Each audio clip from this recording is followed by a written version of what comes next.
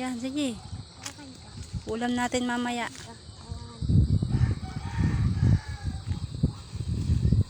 O, sige. Ayan. Naka nabigay kay mama.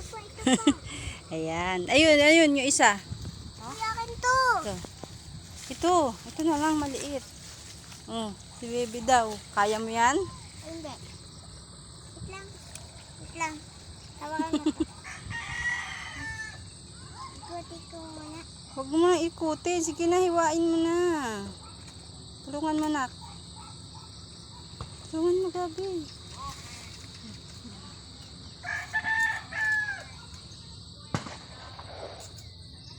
Ako po.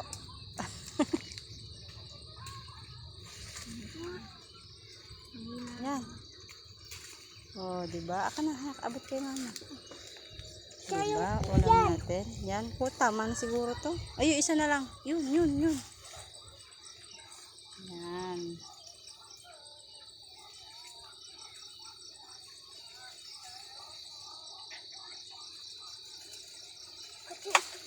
Oh, diba? Oh, aka na. Yan. Ulam na kami.